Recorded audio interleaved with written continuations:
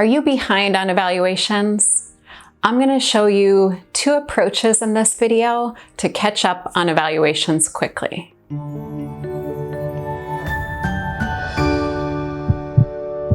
I know that many of us are behind. It's a pandemic, y'all. Show some grace to yourself and to your staff.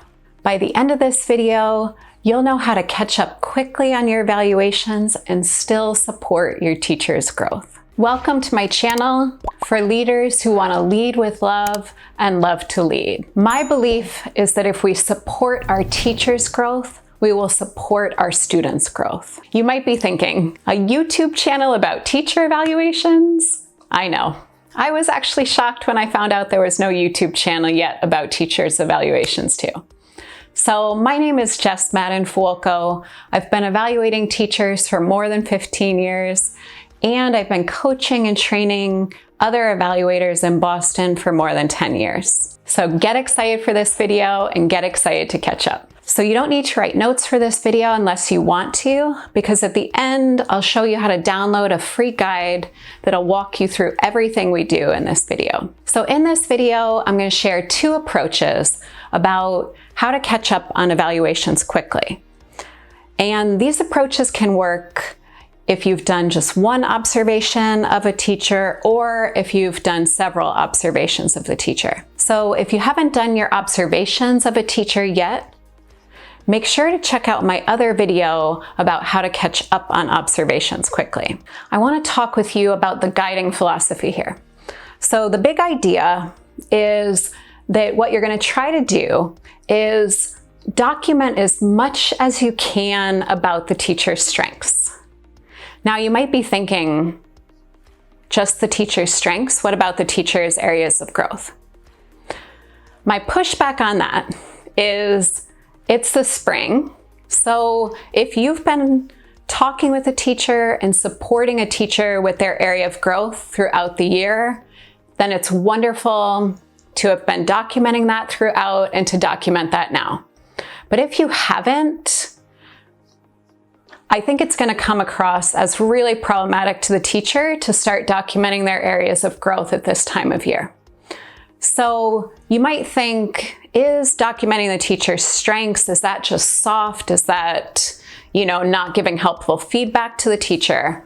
And I want to push you on that. So there's a lot of research on how helping people become aware of their strengths and really naming and documenting people's strengths can really support their growth.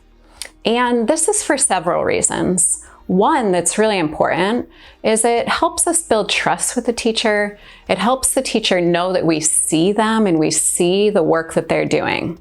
Another reason it's really important is because we all know that some things we do without a lot of intention. We just do some things sort of automatically or habitually, right? And so by naming these things for a teacher, we can help that teacher make sure in the future to do those things with intention. So you can absolutely include a teacher's area of growth if you talk with them about it first. And one way I like to write this up so that I find that the teacher receives the feedback better in writing is I like to write, Ms. madden-fuoco is working to, right? And then I say what the person's working on, right? So Ms. madden-fuoco is working to better differentiate instruction by right? Whatever the person's working to do. All right, so the moment you've been waiting for, the 2 approaches. So the first approach I call the Brainstorm Approach. The second approach I call the Fill in the Gaps Approach. So for the first approach, for the Brainstorm Approach, I'm going to be including this list of questions in the guide that you can download after you watch this video that'll help you brainstorm about all the teacher's strengths. Now, the way I organize this brainstorm aligns with the Massachusetts teacher rubric, but you can change the sequence to align with whatever rubric is used in your state or country. So the main goal of this is to really get you thinking about some of the things that the teacher does well. Now, for this brainstorm approach, you can do this on your own, Or you can do this in collaboration with the teacher. So you can have a meeting and do the brainstorming with the person. So the second approach is called the fill in the gaps approach. So for this approach, what you do first is you actually put together all of the observation and artifact evidence that you have for the evaluation, and you put it under each standard that it fits with. And then you see, where do you have enough evidence and where do you not yet have enough evidence? So maybe you see that you only have one piece of evidence for standard 3, which in Massachusetts is family engagement. So then you would know that you want to get some more evidence for that standard for that teacher.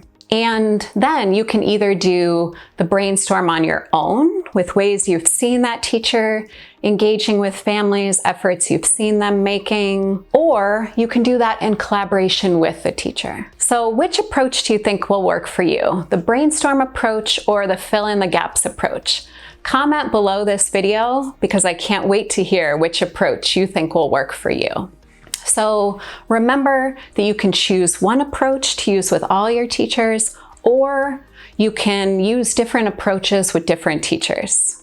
I can't wait to see how this helps you catch up on your evaluations quickly. So check out the description below this video for the guide that I created to help you use the brainstorm method or the fill in the gaps method. And also I included a link below this video to a choice board I created about how to observe and give feedback remotely. So if you're still doing any remote observations, check out that choice board. So if this video was helpful, remember to give it a thumbs up and subscribe so that you find out about future videos. And remember that if you lead with love, you will love to lead. Take good care, y'all. See you next time.